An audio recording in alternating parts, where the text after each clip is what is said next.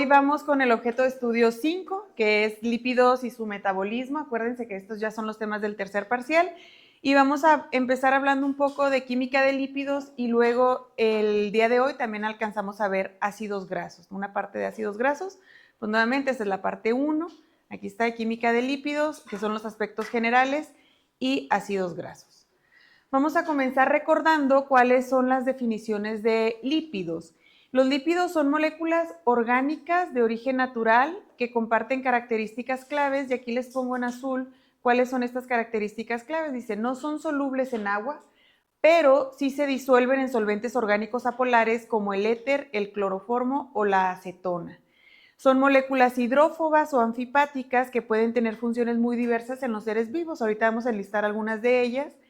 Y debido a su diversidad estructural y funcional, el término lípido tiene una definición más operativa que química o que estructural.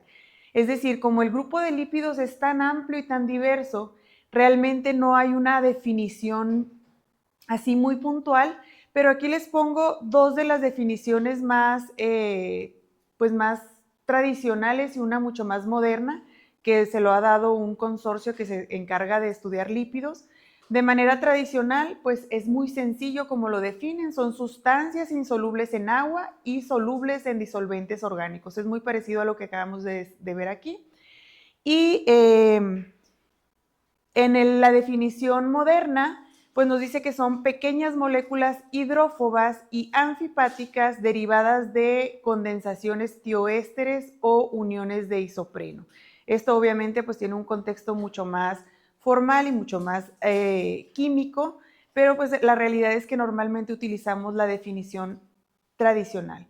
Acuérdense ustedes que nosotros ubicamos a los lípidos, sobre todo en estas áreas biológicas, y ustedes lo están viendo seguramente en biología, pues por su función en las membranas lipídicas, recordando pues que aquí están los fosfolípidos formando parte de las membranas, pero hay otras moléculas importantísimas para nosotros, como los triaciles gliceroles, que se encargan de almacenar energía, o el colesterol. Acá dice que nos incluyen familias muy amplias, como los ácidos grasos, los glicerolípidos, fosfolípidos, esfingolípidos, esteroles, prenoles, sacarolípidos y policétidos. Dice, algunas excepciones pueden tener cierta solubilidad en agua, pero siguen conservando o considerándose, como lípidos por su origen biosintético. Entonces, a partir de este parcial y de estas clases, pues vamos a empezar a conocer todas estas que están mencionadas aquí. Al igual que en el tema de carbohidratos, las primeras clases es para conocer las estructuras de los lípidos y luego después vamos a adentrarnos en el metabolismo de los lípidos. ¿Cuáles son las funciones de los lípidos? Primero, hay que recordar que se reconocen por su función como reserva energética. Y esta imagen, ya saben que a mí me gusta mucho traerles imágenes de artículos. Aquí hay una de un artículo en donde nos recuerda que los triaciles gliceroles tienen la capacidad de almacenar grandes cantidades de energía en forma de ácidos grasos, y estos triaciles gliceroles, pues acuérdense que hay una célula especializada que es el adipocito en almacenarlos, y que cuando se requieren hay un proceso que se llama lipólisis, libera los ácidos grasos y libera el glicerol. Si se fijan, aquí está el glicerol y los ácidos grasos. Los ácidos grasos pues pueden irse a diferentes tejidos, aquí si ustedes siguen las flechas rojas, para la obtención de energía, pero también el glicerol es una parte importante, porque ya habíamos visto que el glicerol era un precursor para formar glucosa en la ruta que se llama gluconeogénesis, y para darle glucosa a tejidos que son mucho más especializados en utilizar glucosa como fuente de energía. Además, los triaciles gliceroles son aquellos que proporcionan aislamiento térmico en los animales. Y aquí les pongo de ejemplo estos pingüinos y muchos de los animales que están en estas temperaturas frías. Su tejido adiposo, además de la función de reserva de energía, pues también es de protección.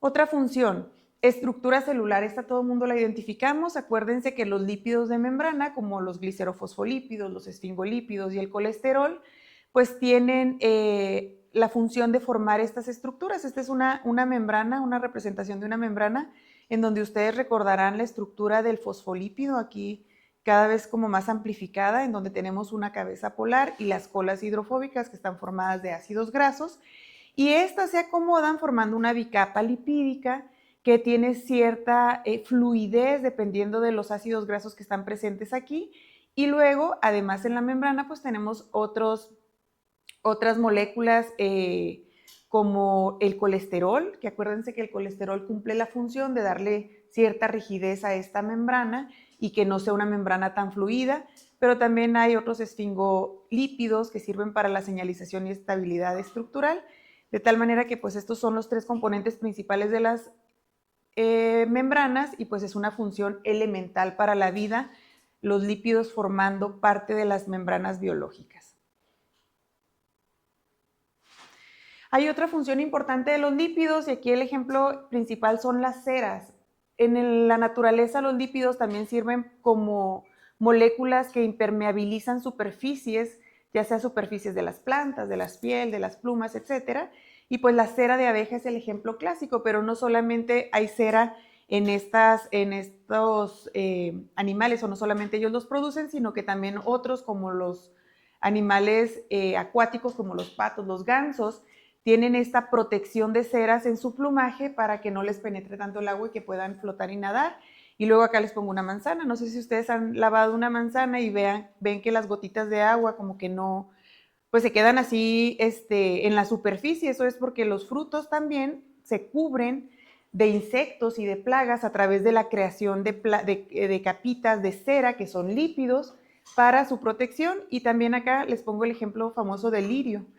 El lirio es una planta que crece sobre el agua y las hojas de los lirios pues tienen también ceras en su superficie para evitar pues para poder estar en contacto con el agua y flotando en el agua. Entonces, recuerden que estamos viendo funciones de los lípidos y estamos de manera general viendo cada una de ellas.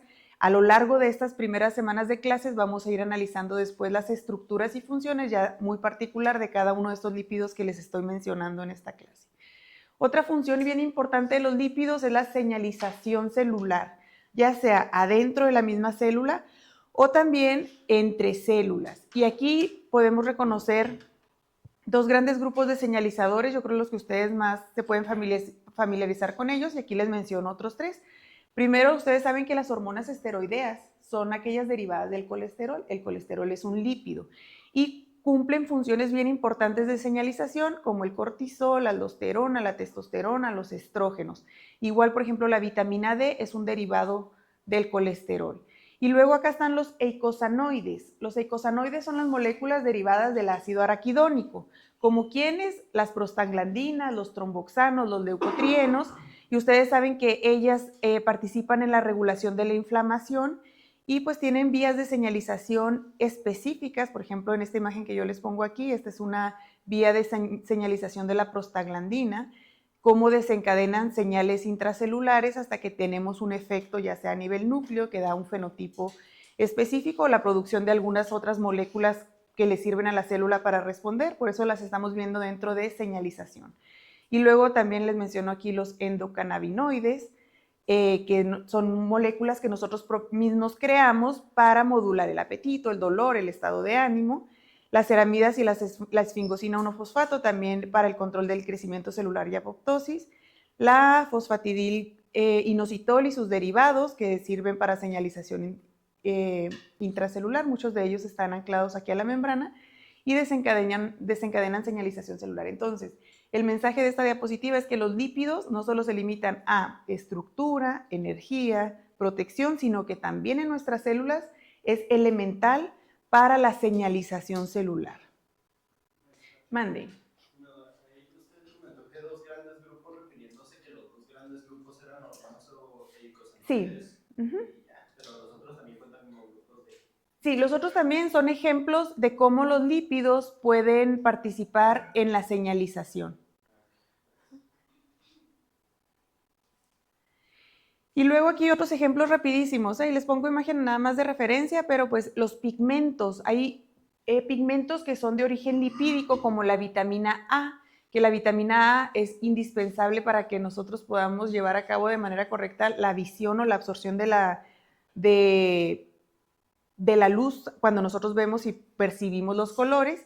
También en las plantas las xantófilas, que les sirven para la fotosíntesis, también son lípidos. También hay lípidos antioxidantes como la vitamina E. También hay como la vitamina K, que es también de origen lipídico y que su participación es elemental para la coagulación sanguínea. Y luego miren, aquí nos recuerdan a la ubiquinona. Si ustedes se acuerdan, yo les puse la estructura de la ubiquinona. La ubiquinona está clasificada como un lípido, es la que estaba aquí entre el complejo 1 y 3 o entre el complejo 2 y 3, que sirve para la cadena de transporte de electrones. También hay algunos agentes emulsionantes como los surfactantes pulmonares, que estos permiten pues, que llevemos a cabo una respiración adecuada. Y hay otros anclajes lipídicos de proteínas como los ácidos grasos, los grupos prenilo, etc. Entonces, a lo que voy con todas estas diapositivas es que nosotros nos ubiquemos en la importancia que tienen los lípidos en el metabolismo y en la vida. ¿Okay? Entonces ya están mencionadas ahí todas las funciones. Ahora vamos a ver cómo son sus características químicas.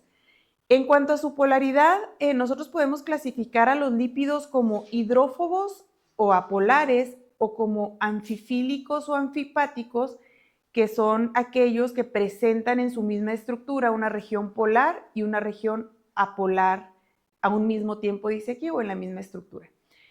Voy a aprovechar aquí para hacer mención, en su guía de temas desglosados lo dice, pero estas imágenes que ustedes van a ver aquí y mucha de la información es de esta página que está citada acá abajo. Esta se llama El mundo de los lípidos. Les presenta la introducción y la clase de mañana de nomenclatura de una manera súper sencilla. Entonces, si también quieren complementar ustedes la clase con esto, pues entren a esa página, es muy amigable, dinámica y les permite ir navegando en ella para que puedan ir conociéndola. Ahí en esa página nos presenta esta característica anfipática y nos dice que los lípidos tienen dos regiones, aquí una marcada como una cabecita polar o hidrofílica y luego esta región hidrofóbica o apolar. Acuérdense que lo polar es lo hidrofílico y lo apolar es lo hidrofóbico. Y por eso los denominamos como anfipáticos, porque algunos de los lípidos pues presentan estas dos regiones con diferente solubilidad en agua al mismo tiempo. Y luego aquí lo que más me gusta de esta imagen es que nos pone ejemplos de los grupos funcionales que son o que dan las características polares o hidrofílicas. ¿Quiénes? Pues el grupo carboxilo ionizado, los sulfatos, sulfonatos, fosforilo, amino cuaternario, azúcares, polialcoholes, polietóxidos y grupos suiteriónicos, es decir, algunos aminoácidos. ¿Por qué es importante esto? Porque cuando vayamos viendo poco a poco los diferentes tipos de lípidos, ustedes van a poder identificar cuál es la parte polar, cuál es la parte no polar, dependiendo del tipo de grupo que tengan. Y los hidrofóbicos normalmente son o cadenas hidrocarbonadas de los ácidos grasos o anillos de colesterol. ¿Okay? Entonces está muy fácil los hidrofóbicos y acá están los hidrofílicos. Y aquí nada más les recuerdo lo que es un grupo polar, en el sentido de que estos tienen la distribución desigual de electrones, lo que genera un momento dipolo o un dipolo que tiene cargas parciales y eso permite hacer la atracción con el agua y rechazar a los lípidos, es decir, los polares son hidrofílicos y lipofóbicos y los apolares pues al contrario. Tienen una distribución simétrica sin dipolo, lo que rechaza el agua y los hace ser afines con lo lípido. Acuérdense que hay una regla que dice lo polar disuelve a lo polar y lo no polar disuelve a lo no polar. ¿Dudas hasta aquí? Muy bien. Con respecto a la clasificación, también es importante que ustedes sepan que los lípidos se pueden clasificar de diferentes maneras. Yo les traigo aquí diferentes formas de clasificarlos dependiendo de a lo que están respondiendo. Y luego les voy a presentar la forma en la que en la clase lo vamos a llevar para que ustedes puedan ir dimensionando cómo vamos a ir avanzando en las clases. Entonces nos dice, atendiendo a los propósitos de cromatografía, que la cromatografía es una técnica que nos sirve para separar moléculas, nosotros podemos clasificar a los lípidos como simples y complejos. Los lípidos simples son aquellos cuya hidrólisis o cuya ruptura rinde dos tipos de productos primarios e incluye a los acilgliceroles, a las ceras y a los ésteres de esteroles. En cambio, los lípidos complejos, cuando se rompen o cuando se hidrolizan, rinden 3 o más productos primarios incluyen los glicerofosfolípidos. Si nosotros partimos un glicerofosfolípido, vamos a encontrar glicerol, fosfato y ácidos grasos y a veces hasta un alcohol. Entonces son 4 componentes lo que los están formando, por eso se llaman complejos. En cambio, los simples, si nosotros partimos un triacilglicerol, vamos a tener el glicerol y ácidos grasos, nada más 2 tipos de componentes. O si partimos una cera, vamos a encontrar un alcohol y un ácido graso. ¿Sí? Si son 2 tipos, son simples, si son 3 o más, son complejos. Y dentro de los complejos dijimos que están el glicerofosfolípido, esfingofosfolípidos y los esfingoglicolípidos. A ver, déjenme, creo que me... Ok.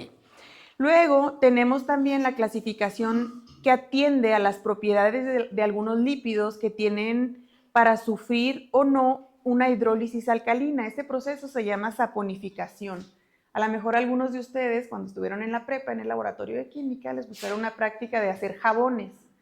¿Sí? Esa en donde los lípidos los mezclan con hidróxido de sodio o con un álcali fuerte, les permite que aquellos lípidos que son saponificables puedan formar jabones. Entonces, los podemos también clasificar en los que pueden formar jabones o saponificables y en los que no. Dentro de los que son saponificables, pues aquí está la reacción. Siempre tiene que haber una base fuerte y están los acilgliceroles, las ceras, los glicerofosfolípidos, los esfingolípidos y los ésteres de esteroles. Y los que no pueden formar jabones, los insaponificables, no se hidrolizan en este medio alcalino e incluyen los ácidos grasos libres, los prenoles y los esteroles, entre otros. Entonces también esta es otra forma de clasificarlo. ¿Cuál es mejor? Pues ninguna, o sea, todos son iguales, nada más que tenemos que poder entender que los podemos clasificar dependiendo de diferentes parámetros. Yo a veces les digo que es como clasificar su ropa, ¿no? Yo la puedo clasificar, la de invierno y la de verano, pero la misma ropa la puedo clasificar por color. Entonces son diferentes clasificaciones y todas pues sirven y todas son importantes. Aquí está una tercera. Atendiendo a la característica de neutro y polar, pues los lípidos pueden ser neutros o polares. Los neutros, que son aquellos que se denominan apolares, no tienen carga eléctrica ni una polaridad apreciable. Incluye a los ácidos grasos de más de 12 carbonos, los aciles gliceroles, los esteroles y sus ésteres, carotenoides, ceras y tocoferoles. Y los polares, aquellos que sí tienen una región polar y una no polar, que se denominan también anfipáticos, pues poseen una polaridad apreciable o incluso carga eléctrica y se suelen distinguir en una región hidrófoba o apolar y una hidrófila o polar. Y aquí están los glicerofosfolípidos, glicosilglicerolípidos, esfingofosfolípidos y esfingoglicolípidos. Y esta es una clasificación que hizo de manera más formal el Consorcio Internacional Lipid Maps, que se encarga de analizar o de revisar los lípidos a nivel internacional. Y este es un sistema de clasificación de los lípidos en función de sus características químicas, pero también atiende a razones históricas y a los avances en la bioinformática. Y aquí nos dicen que hay 8 grupos diferentes de lípidos: los ácidos grasos, glicerolípidos, glicerofosfolípidos, esfingolípidos, lípidos esteroles, lípidos prenoles, sacarolípidos o policétidos. Y aquí ustedes pueden ver las características de cada uno de ellos. Y nosotros a lo largo de la clase los vamos a ir revisando todos estos. No importa de cuál manera se los aprendan en términos o en su clasificación. Vamos a ir revisando cada uno de ellos y ustedes van a poder tener la capacidad de decir, es polar, no es polar, es neutro, no es neutro, o ir distinguiendo sus características.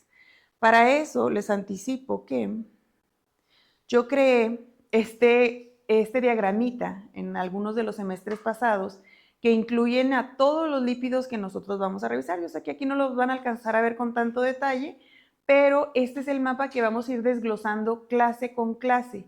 Y vamos a empezar hoy con los ácidos grasos, pero cada uno de estos colores es uno de los lípidos que están mencionados ahí en su guía de temas desglosados y que pues los podríamos clasificar también de acuerdo a las clasificaciones que nosotros acabamos de ver. Y comenzaremos con los ácidos grasos, y de los ácidos grasos vamos a entender que son saturados e insaturados y que dentro de las de los insaturados podemos explorar más cosas de su estructura, como el tipo de insaturación, el nivel de insaturación y cuáles son esenciales y cuáles no son esenciales. ¿Dudas hasta aquí? Esta es la introducción al tema de lípidos, en donde vemos la estructura general y en donde vemos las funciones y la clasificación, ¿no? Ok, entonces ahora vamos a pasar a lo que son los ácidos grasos. Los ácidos grasos, digamos, es el primer lípido que vamos a estudiar a profundidad y después de ácidos grasos, pues van a seguir triacilgliceroles, ceras y así nos vamos a ir yendo hasta completar ese diagrama que les acabo de presentar. Los ácidos grasos químicamente son ácidos carboxílicos monocarboxílicos, es decir, tienen un solo grupo carboxilo y se acompañan de una cadena hidrocarbonada que va de 4 a 28 carbonos y que esta cadena hidrocarbonada puede ser saturada o insaturada. Los más comunes tienen entre 12 y 24 carbonos. En la naturaleza los más comunes son de número par de carbonos y sin ramificaciones. Pero también pues existen ácidos grasos ramificados, hidroxilados o con anillos de 3 carbonos, aunque son menos frecuentes. Entonces los más frecuentes, número par y sin ramificaciones.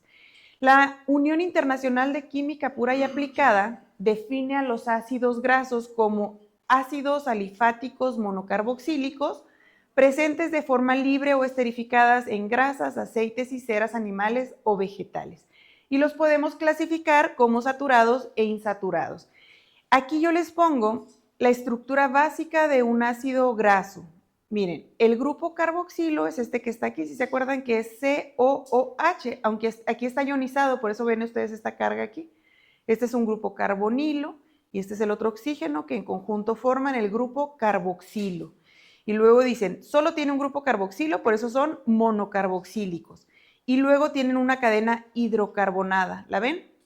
Y lo que nos dice es que esta cadena puede ser saturada o insaturada. Esta que está aquí en la imagen, ¿es saturada o insaturada? A ver, ¿no se acuerdan? Saturada. Acuérdense que las insaturadas tienen dobles o triples enlaces, ¿ok? Entonces, esta que está aquí es un ácido graso saturado y luego aquí hay algo bien importante que nos va a servir un montón para luego estudiarlos en su metabolismo. ¿Se fijan que están numerados? En química orgánica, nosotros numeramos las moléculas orgánicas empezando o brindándole el número 1 al carbono con el grupo funcional, digamos, de mayor rango. Aquí hay solo un grupo funcional, entonces él recibe el número 1. Y a partir de aquí vamos dándole numeración a los carbonos, en este caso, en este ejemplo, llega hasta el carbono 12. Pero ustedes también aquí ven unas letras rojas, ¿verdad? Estos son letras griegas que también se utilizan para la nomenclatura de los ácidos grasos. Aquí, a diferencia de la numeración, lo que ocurre es que pues, no empezamos del carbono carboxilo, sino la numeración con estas letras griegas empieza en el carbono que está enseguida del grupo funcional. Y va desde la alfa, beta, gamma, delta, y siempre el carbono final, no importa cuántos carbonos tenga el ácido graso, en este caso tiene 12, pero siempre al carbono final se le da la letra omega. ¿Se acuerdan que la letra omega es la última letra del alfabeto griego? Ok, entonces siempre al último le vamos a dar omega. ¿Por qué les digo que es importante que lo entiendan? Bueno, porque nosotros, por ejemplo, vamos a ver la oxidación de los ácidos grasos. La oxidación de los ácidos grasos se llama beta oxidación. ¿Por qué se llama beta oxidación? Porque lo que está ocurriendo le ocurre al carbono beta. O la beta reducción, ustedes van a ver que los cambios que hay en la beta reducción le van a estar ocurriendo al carbono beta. Y luego también cuando veamos los ácidos grasos esenciales, ustedes los conocen, ¿cuáles son los esenciales? Los que no se pueden sintetizar, por ejemplo, son famosos porque hasta nos los venden en los comerciales. Omega 3 y omega 6, excelente. Y se llaman omega 3 y omega 6, ¿por qué creen? Porque el doble enlace está a 3 o 6 espacios del carbono omega. Entonces, por eso tienen que poder distinguir las dos nomenclaturas. O incluso, por ejemplo, cuando estudien beta oxidación, en el libro de Ferrier, él lo menciona no como carbono beta, sino como carbono 3. Por ejemplo, el beta hidroxiacil, él le llama 3-hidroxiacil. Entonces, las dos nomenclaturas son importantes y son muy utilizadas en la bioquímica. Luego también ustedes van a ver que hay unos ácidos grasos que se llaman ácidos grasos de cadena larga. Nosotros les podemos llamar ácidos grasos de cadena larga cuando son de más de 10 carbonos. Y esta imagen se las pongo, aunque mañana la vamos a ver con mucho más detenimiento cuando veamos la nomenclatura, porque son los principales ácidos grasos que nosotros vamos a estudiar y están aquí divididos. Esta es una imagen del libro de Maquis en los ácidos grasos saturados, empezando con el mirístico, palmítico, esteárico, araquídico, lignocérico y cerótico, de 14, 16, 18, 20, 24, perdón, sí, 20, 24 y 26 carbonos saturados. Y luego acá nos mencionan los insaturados, que yo creo que aquí van a empezar ustedes a reconocer algunos. Aquí está el palmitoleico, el oleico, linoleico, linolénico, el araquidónico, etc. Aquí nada más es para que ustedes los vayan visualizando y poco a poco los vamos a ir conociendo entre esta clase y la que sigue. Vamos a hablar de las propiedades de los ácidos grasos. Con respecto a la polaridad, dijimos que, bueno, los ácidos grasos son moléculas amfipáticas, tienen una parte polar, que es el grupo carboxilo, y una parte apolar, que es la cadena hidrocarbonada.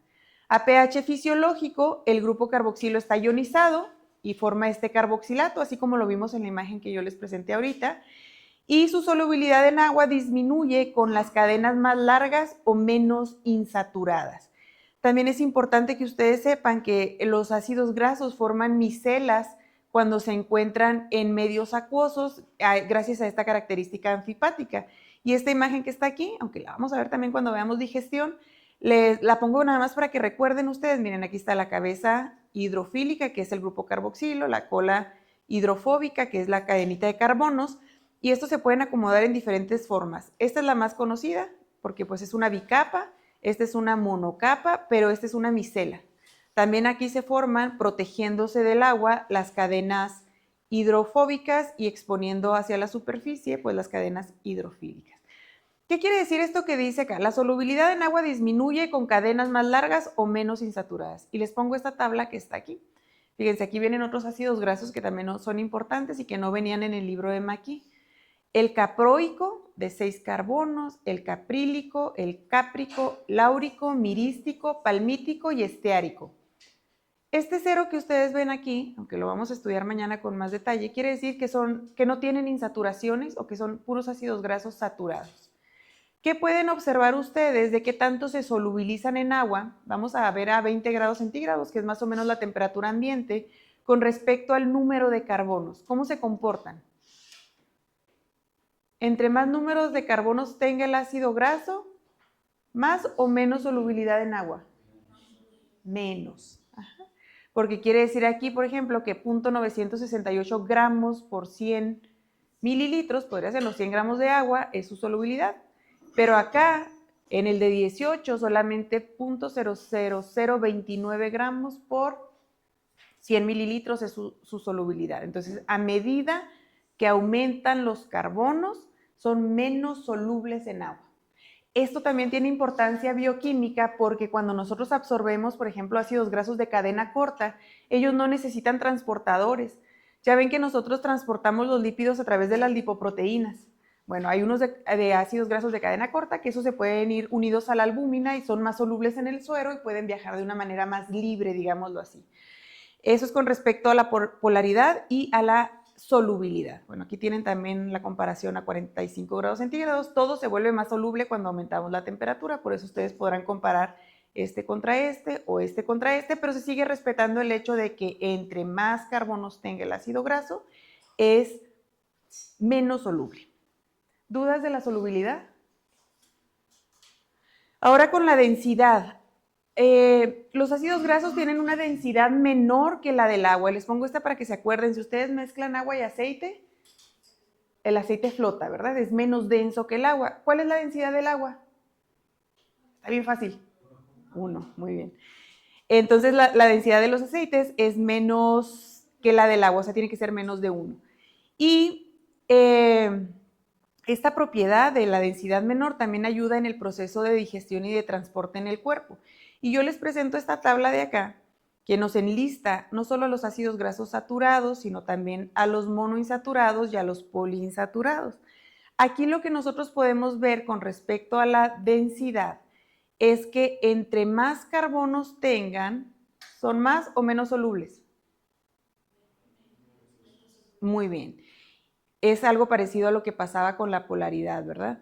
Pero acá están los monoinsaturados y los poliinsaturados y la comparación que quiero que hagamos sea entre Por ejemplo, el esteárico, que tiene 18 sin insaturaciones, el oleico, que tiene una insaturación, y el linoleico, que tiene 2. ¿Cómo le afectan las insaturaciones a la densidad? Sin insaturaciones, ¿cuánto tiene? Es que no alcanzo a ver. 0.839, ¿verdad? Con una insaturación a la misma temperatura. Aquí está a 80. Ay. Acá no está 80.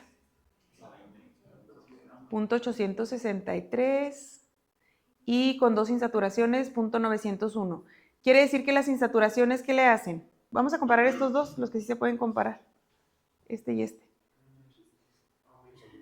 Aumenta la densidad. Muy bien, entonces las insaturaciones aumentan la densidad, pero el número de carbonos disminuye la densidad. Esa es la forma en la que los podemos entender. Ahora vamos a hablar del punto de fusión. ¿Sí saben qué es el punto de fusión? ¿Qué es?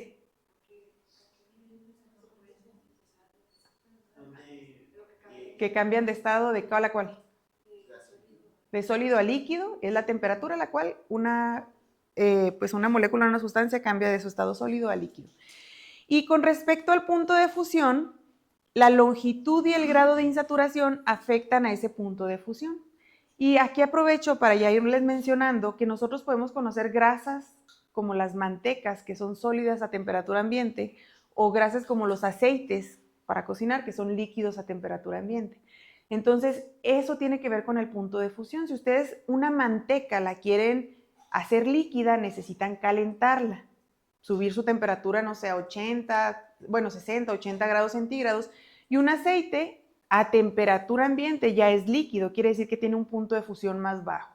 Lo que hace que sean líquidos a temperatura ambiente o que tengan ese punto de fusión diferente es tanto la longitud de la cadena como el grado de insaturación. Y entonces vamos a ir revisando esto del punto de fusión por partes. Vean ustedes aquí los puntos de fusión, tanto en la gráfica como aquí, y nos dice que entre más carbonos tenga, mayor es el punto de fusión. Si asumimos que la temperatura del medio ambiente es cerca de los 23 grados centígrados, quiere decir que estos saturados, todos estos son puros saturados, no tienen insaturaciones. El butírico, el caproico y el caprílico pues están líquidos a temperatura ambiente. Incluso si estos los meten al refri, que el refri está más o menos a 4 grados centígrados, van a seguir líquidos. Pero en cambio estos de acá pues necesitamos aplicarles temperatura para que cambien de sólidos a líquidos. Quiere decir que sí hay grasas pues, de origen natural que pueden ser mantecas o que pueden ser sólidas a temperatura ambiente, como el ácido esteárico, que es el que encontramos en la grasa animal, por ejemplo. Y pues esta gráfica nos va a ayudar a recordar, entre más carbonos, más temperatura se necesita para que se conviertan en líquidos. Y luego, ¿qué pasa con la presencia de los dobles enlaces? Los dobles enlaces hacen que el punto de fusión baje y eso aumenta la fluidez. Lo que ocurre es que los enlaces sencillos de las grasas saturadas hacen que el ácido graso adopte una estructura rígida. Esta es la representación de un ácido graso saturado. Estos, cuando están formando, por ejemplo, un triacilglicerol que tiene 3 moléculas de ácidos grasos, se empaquetan de una manera muy compacta y dan una estructura como cristalina. De tanto empaquetamiento, acuérdense que las cosas cuando son muy ordenadas dan estructuras cristalinas, como los carbonos en los diamantes, por ejemplo, ¿no? Bueno, esta estructura lineal y rígida de los saturados hace que sean sólidos a temperatura ambiente, pero conforme hay presencia de dobles enlaces, se comportan de manera diferente. La adición de dobles enlaces les hace que sean sus puntos de fusión más bajos. Y entonces aquí tenemos, por ejemplo, estos 4 ácidos grasos monoinsaturados, tienen solo una insaturación y pues es lo mismo, entre más carbonos, si comparan el de 14 con el de 20, más alto es su punto de fusión. Pero si ustedes aquí comparan el de 18 con una insaturación y el de 18 con 2 o 3 insaturaciones, van a ver que el que tenía una insaturación, su punto de fusión es 13, pero el que tiene 2 insaturaciones ya es menos 5 y el que tiene 3 insaturaciones es menos 11. Entre más insaturaciones tengan, más bajo es su punto de fusión. ¿Ok? ¿Sí queda claro eso? Por eso ustedes ven esto aquí. Entre más insaturaciones, esta gráfica va disminuyendo. Va de nuevo. Entre más carbonos, más alto el punto de fusión. Pero entre más insaturaciones, más bajo el punto de fusión. Y luego también, hablando de esta explicación de por qué las insaturaciones dan estos puntos de fusión más bajo, les menciono que las insaturaciones o los dobles enlaces en los ácidos grasos hacen que estos tengan un quiebre o un doblez.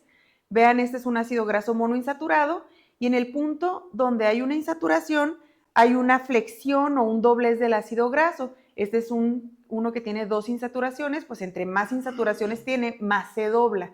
¿Qué ocurre? Pues que en ese empaquetamiento ordenado que hablábamos de los saturados, en donde podían estar unos pegaditos de otros, aquí están doblados y no se pueden acercar unos tanto con los otros y no pueden formar estas estructuras cristalinas. Y entonces esto les hace que sean más líquidos a temperaturas más bajas. Entre más insaturaciones, pues más se doblan, menos se acercan y son más fluidos. Y ya nada más les pongo otra vez completa la gráfica para que ustedes pudieran hacer comparaciones entre los saturados, los insaturados, monoinsaturados y los poliinsaturados. Y luego acá aparecen estos. Ahorita los vamos a hablar de ellos, los trans, que también son insaturados, pero que tienen una configuración del enlace diferente. Ustedes, para cuando estudien, pues pueden empezar a hacer comparaciones para que se les quede grabado. Además, déjenme les digo que aquí en la página viene un resumen, así como ahorita lo estaban tratando de hacer de entre más carbonos, menos esto, sí, viene un resumen súper fácil para que lo puedan consultar ahí en la página. Y ahora vamos a hablar de lo que son los ácidos grasos cis y trans. Déjenme ver si no me faltó alguno. Ay, Dios. Ok. Cuando hablamos de la clasificación de un ácido graso cis o trans, lo que hablamos o a lo que nos referimos es a la configuración del doble enlace. En química orgánica hay enlaces cis y enlaces trans. Si ustedes ven estas dos imágenes, pueden encontrar diferencias muy fácilmente. Las R, que son los carbonos que continúan esta cadenita, están del mismo lado con respecto al doble enlace. ¿En cuáles? ¿Quién lo leyó? ¿En cuáles ácidos grasos están ubicados hacia el mismo lado? En los cis. Y en los trans están de lados contrarios o opuestos. ¿Qué implicación tienen estas formas que nosotros vimos? ¿Se acuerdan que este era el saturado y estos eran los insaturados? Bueno, un ácido graso trans sí tiene doble enlace, pero a diferencia de los cis que tienen este doblez que les permite ser más líquidos a temperatura ambiente, los trans toman una configuración igual que los ácidos grasos saturados.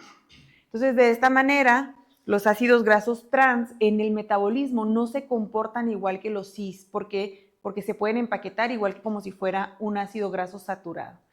Aquí está nuevamente, miren, aquí está un trans con su doble enlace, pero en configuración lineal y su equivalente en cis con este quiebre. Y esta nada más se las puse para que ustedes puedan ver eso que ahorita les hice con las manos, de por qué se pueden empaquetar mucho mejor los saturados de los no saturados y por qué esto da estructuras sólidas o con puntos de fusión más altos que estos de acá, ¿ok? Ahora, si ustedes se devuelven a la tablita que veíamos ahorita,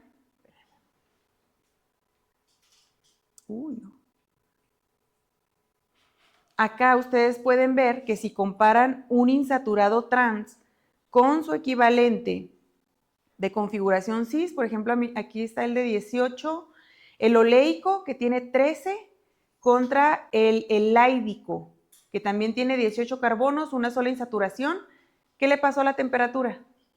Aumentó. Entonces esa flexibilidad que le permitía tener temperaturas de fusión más bajas, cuando se convierten en trans, pues se pierde y vuelven a recuperar punto de fusión.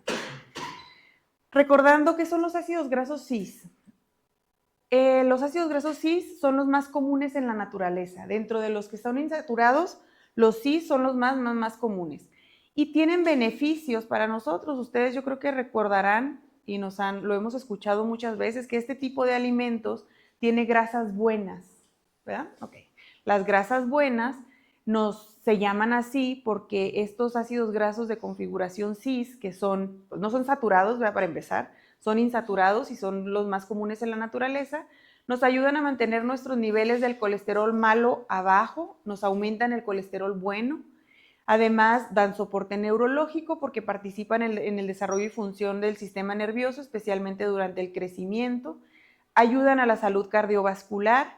Y además, dentro de estos CIS están los ácidos grasos esenciales, los que ustedes me mencionaban ahorita, el omega 6 y el omega 3. Y acuérdense pues, que son esenciales porque no los podemos sintetizar nosotros en nuestro cuerpo, que eso lo vamos a ver con más detalle mañana, y debemos de obtenerlos de la dieta. Además, estos ácidos grasos cis, son precursores bioquímicos clave porque, por ejemplo, el ácido araquidónico nos sirve para generar las prostaglandinas, tromboxanos, leucotrienos y ayudarnos a pues, mejorar o controlar nuestros procesos. Ahora, vienen los malos, los ácidos grasos trans. Nosotros, estos se generan a partir de dos vías. Sí los podemos, o sí se generan naturalmente, por ejemplo, en el rumen de los rumiantes, como las vacas y las ovejas, o a través de la biohidrogenación parcial de los ácidos grasos presentes en la carne y los lácteos. Aunque en nuestra dieta es bien poquito la cantidad de grasas trans que podríamos consumir de manera natural. El problema ha sido la industrialización de las grasas para obtener sólidos a partir de líquidos. Este es un ácido graso cis, que era líquido a temperatura ambiente, y a partir o a través de un proceso llamado hidrogenación industrial, cambian este tipo de enlace cis por el trans y podemos obtener nuestros alimentos como las margarinas. Pues se usan para solidificar y luego este proceso pues convierte aceites líquidos en grasas semisólidas como las margarinas, productos de panadería y de comida rápida. Toda esta comida que a nosotros nos la mencionan como comida chatarra está llena de grasas trans. ¿Cuál es el problema con las grasas trans? Que aumentan el riesgo cardiovascular, elevan el colesterol malo, reducen el colesterol bueno, se asocian con mayor riesgo de aterosclerosis, infartos y enfermedades coronarias. Son relacionados con la resistencia a la insulina, diabetes y procesos inflamatorios crónicos. Pero en el 2015, la Organización Mundial de la Salud recomendó su eliminación del suministro alimentario global y muchos países ya los regulan o los prohíben, pero pues muchos otros no. No sé si se han fijado en las papitas. Yo creo que ustedes ya desde que nacieron dicen libres de grasas trans, pero es una etiqueta que se usó como de manera muy común porque cuando yo era niña eso no existía. Entonces, por ejemplo, en las freidoras de papas, en las que venden en la esquina a veces, que reutilizan y reutilizan y reutilizan y reutilizan el aceite, después ya cuando se enfría el aceite, en lugar de ser líquido, es como sólido. No sé también si a ustedes les ha tocado que su abuelita fríe sobre el mismo aceite el huevo y ya después de muchos días que lo reutiliza, el aceite ya no es líquido, es sólido. Es este cambio de configuración de CISA trans y pues por supuesto que debería estar regulado y nosotros tendríamos que tener cuidado con el consumo de estos alimentos que traigan grasas trans. Y aquí les pongo esta, para quien quiera ir un poquito más. Son 4 ejes en los que las grasas trans tienen influencia negativa. Aquí con respecto al metabolismo del colesterol se da en el hígado, en los adipocitos y dijimos que aumentaba las grasas malas, disminuye las grasas buenas, alteran el metabolismo de las lipoproteínas y tienen posible acción sobre receptores nucleares o de membranas.